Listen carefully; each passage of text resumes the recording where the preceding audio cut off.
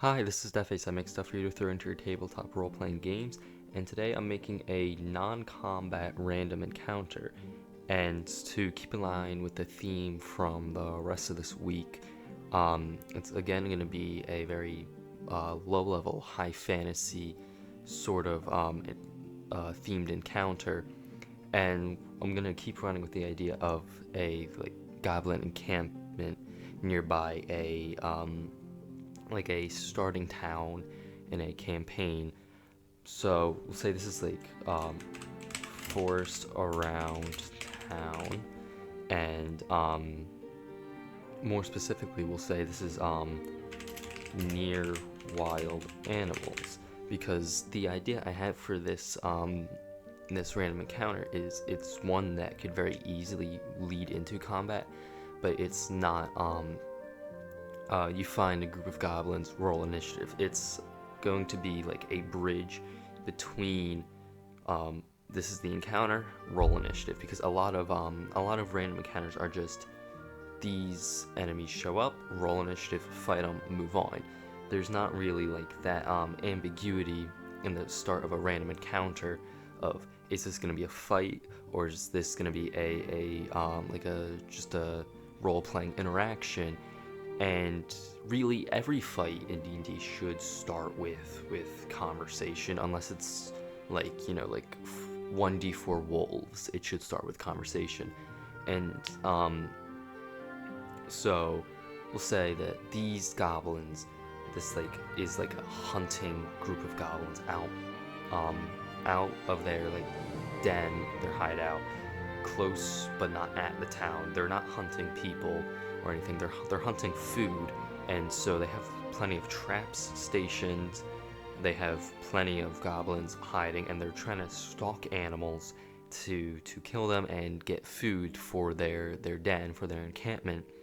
And so it's definitely like a scene with all the traps and everything that is very much in the goblins' favor, and it's a whole hunting party. So there's like numerous goblins. So if this turns into combat, it could be messy, it could be rough. There's also plenty to have it be a dynamic battlefield, not just a little glade in the woods that they fight in. But so it's a goblin hunting party, and they want to get food / hunt wild animals. And so following this 4-question guide to making a quick little random encounter it's just where is it, what is it, who's there, what's there, and why are they there, what do they want, and then how does the presence of the players change things? So you have these this hunting party of goblins, and their goal isn't attacking people, their goal isn't being aggressive towards people, their goal is survival right now. And so how does the presence of the players change things?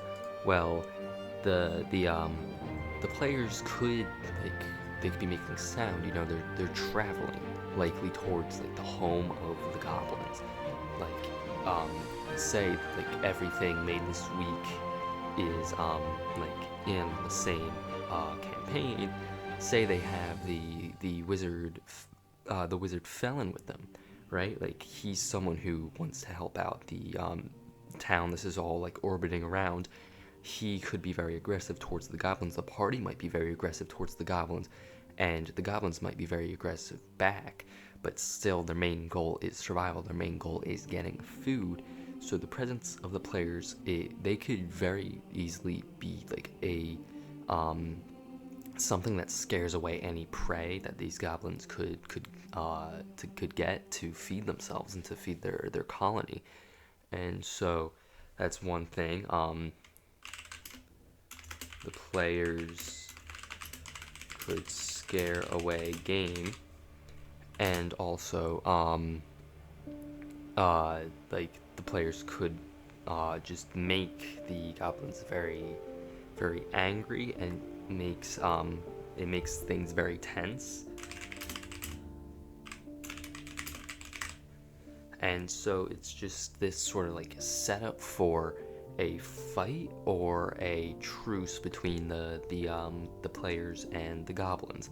It's sort of like even if it does turn into a combat encounter, it starts off as a role-play encounter. It starts off not combative. It doesn't start off with rolling initiative. It starts off with talking or making threats to these goblins.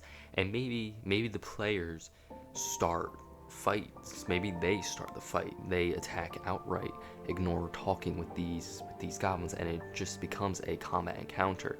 But it's still their choice. It's no longer the DM saying roll initiative. It's the players saying, hey, we want to roll initiative.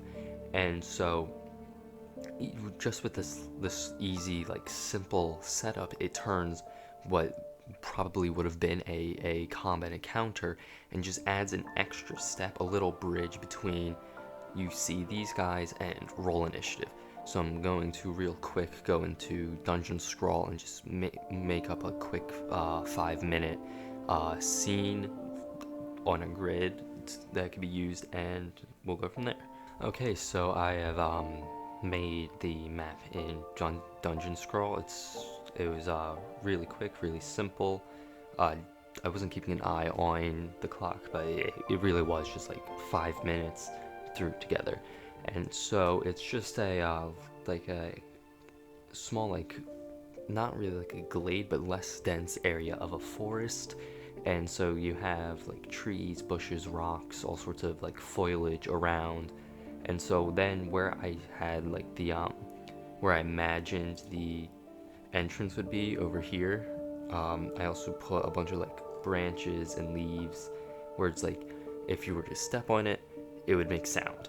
And so that would like alert the goblins and also like make them realize like the players being there would be a threat to them, because it would, like, they would be making sound, they would be scaring away game, which could starve the goblins, which is a sort of like a push off, like a jump off that this encounter can have, where it's like if the players meddle with the goblins, if they stop them from getting food, the goblins could become more malicious and more targeted. Instead of just being like, oh, let's go for gold, it's like, oh, let's get revenge.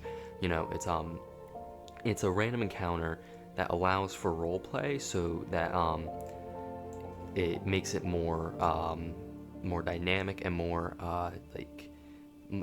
makes it so that there's a lot more impact from like this encounter happening.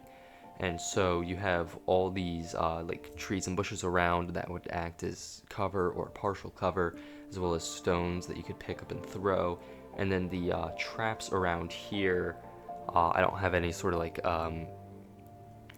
labeling on them yet, but I would add that, maybe like change these to like 1, 2, 3 instead of just all being T's, and just have it be like, this is a pitfall, this is like a bear trap, and then this is like one of those like swinging down logs to like hit whoever like hits a pressure plate, like a log coming in from here and like knocking them, dealing some damage.